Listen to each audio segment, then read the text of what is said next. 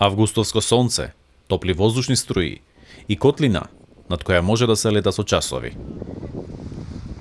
Такви услови имаат бројните параглайдеристи, што речиси цело лето полетуваат од локацијата во близината на Мечкин камен кај Крушево. I'm here for 3 weeks. This is my third week here.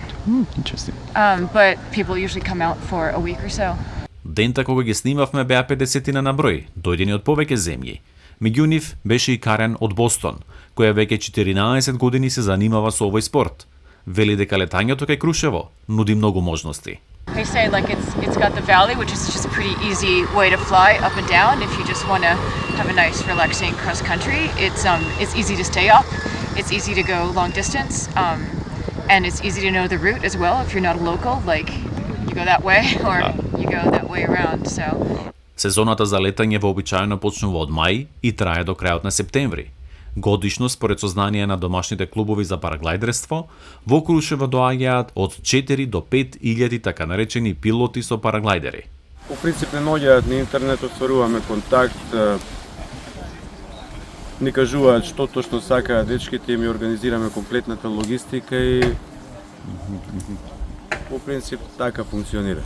Популаризацијата на Крушево како светска дестинација за параглайдерство се случува претежно благодарение на индивидуалци, кои ја увиделе уникатноста на теренот.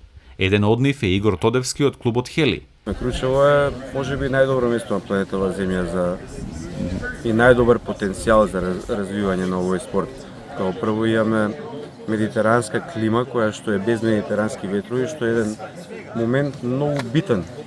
Место каде што, нели, ке букираш, ке отидеш 10 дена и од тие 10 дена по статистика која што имаме до сега, имаме 7 летачки денови. Го запознавме и Кристоф од Германија. Веќе 12 години се занимава со параглайдерство.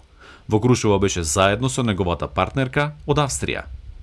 So it really famous because I mean the takeoff is perfect for a lot of pilots. You have a lot of places in the valley to where you could land.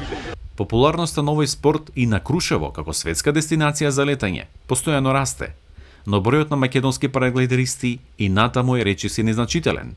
Финансиите се најголемата пречка. Ми имаме доста голем број на луѓе кои што сакаат да се занимаваат со овој спорт, меѓутоа не им е дозволено и не им е достапно на сите. Во денешно време да некој си купи комплетно опрема, правим мојата европска цена би била некаде околу 7-8-9 евра. Овој спорт има и своји опасности. Во јули годинава параглайдерист од Германија тешко се повреди при пат во близина на Крушево, но пилотите укажуваат. Sports are dangerous, aren't they, really? But there are dangers there, but if you learn and listen, you avoid them as much as you can. Познавачите посочуваат дека конфигурацијата на теренот е соодветна за параглайдеристи со различно ниво на искуство.